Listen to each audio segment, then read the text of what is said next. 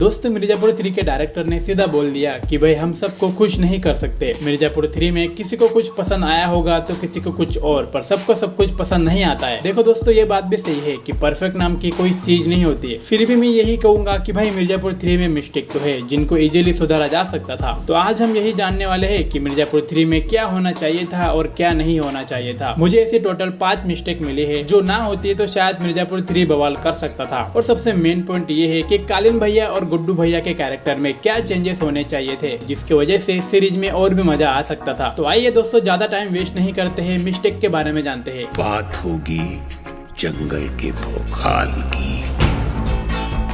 Mistake number 1 ये है कि कालीन भैया और मुन्ना भैया के कैरेक्टर का weak development and weak writing, यानी कि सीजन 1 और सीजन 2 में इनका कैरेक्टर काफी बवाल लिखा गया था, पर सीजन 3 में ऑडियंस जैसा चाहती थी वैसा इन कैरेक्टर में दिखा नहीं। पहले तो मुन्ना भैया के बारे में ऐसा लगा था कि भाई मुन्ना भैया जिंदा है, पर उसे स्टार्टिंग में ही मरा हुआ दिखा दिया, तो पहली एक्सपेक्टेशन यहाँ पर ही खत्म हो गई। और मुझे ऐसा लगता है कि कालीन भैया के बारे में मेकर्स ने कुछ लिखा ही नहीं था, क्योंकि इनका रोल सिर्फ बाहुबलियों को मारने के लिए था। मतलब कि मिर्जापुर 3 में कालीन भैया का कैमियो है ऐसा लग रहा था। मिस्टेक नंबर 1 2 है इसका बोरिंग स्टोरी प्लॉट, मतलब कि ऑडियंस को एंगेज कर सके इतना सीजन 3 में दम नहीं था। यानी कि मुन्ना भैया का पत्ता पहले ही कट कर दिया था और जो पॉलिटिकल ड्रामा था वो भी काफी कम था। और सीजन 3 में गुड्डू का जैसा कैरेक्टर होना चाहिए था वैसा कैरेक्टर गोलू का लिखा गया था, जिसमें बिल्कुल भी मजा नहीं आ रहा था। और सबसे मेन मतलब इन्होंने कालीन भैया को छुपा के रखा था। दोस्तों मिर्जापुर 3 की हाइप इसलिए बनी थी क्योंकि इसमें हमें कालीन वर्सेस गुड्डू की फाइट देखने को मिलने वाली थी, पर आखिरी मोमेंट तक गुड्डू और कालीन भैया का आमना सामना भी हुआ नहीं। माना कि इन दोनों को आमने सामने नहीं लाना ये मिर्जापुर 4 के लिए सेटअप था, पर भाई इस सेटअप के वजह से मिर्जापुर 3 बिगड़ सकता है, शायद ऐसा मेकर्स ने सोचा भी नहीं था। और दोस्तों ऐसे कई सारे प्लॉट है जो कि मिर्जापुर 3 को बोरिंग बनाते हैं। मिस्टेक नंबर 3 है वीक स्टोरी टेलिंग और कहानी को खींचना। और दोस्तों मैंने कहानी को खींचना इसलिए बोला क्योंकि इन्होंने मिर्जापुर 4 को सेट करने के लिए मिर्जापुर 3 की कहानी को काफी ज्यादा खींच लिया। मुझे ऐसा लगता है कि अगर इन्होंने कालीन भैया और गुड्डू भैया का फेस ऑफ मिर्जापुर 4 में लिखा था तो मिर्जापुर 3 में उसकी एक झलक दिखा देनी चाहिए थी, जिसकी वजह से माहौल बन सकता था।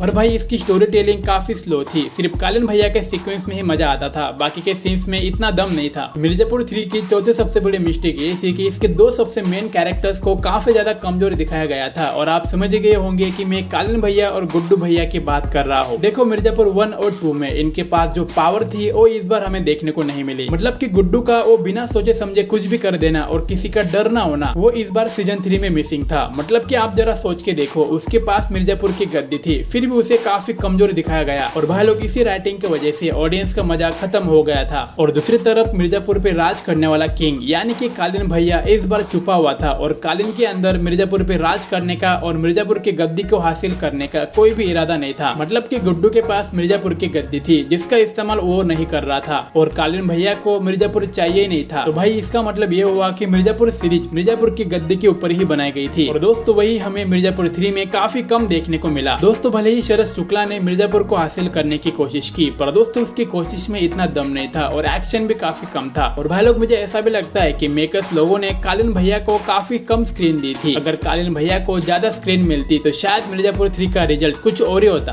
क्योंकि आपको ही पता है कि पूरा मिर्जापुर 3 अलग और कालीन भैया का प्रेजेंस अलग। 5वीं मिस्टेक ये थी कि मिर्जापुर सीरीज जिसके लिए जानी जाती है वही इस बार हमें देखने को नहीं मिला। और मैं बात कर रहा हूँ एक्शन की। जैसे कि आपको ही पता है कि सीजन 1 और सीजन 2 फुल एक्शन से भरा था, पर इस बार सीजन 3 में एक्शन को कम करके वायलेंस को काफी ज्यादा दिखाया गया। और दोस्तों कुछ सीक्वेंस तो ऐसे भी थे जो देखे भी नहीं जाते। मतलब एक टाइम के लिए ऐसा भी लगता है कि भाई इतनी ब्रुटलिटी की जरूरत नहीं थी। दोस्तों आपको क्या लगता है कि मिर्जापुर 3 में क्या कमी थी जिसकी वजह से ये ऑडियंस को इतना पसंद नहीं आया? नीचे कमेंट करके जरूर बताना। बाकी मिलते हैं एक और नए वीडियो में, तब तक के लिए बाय।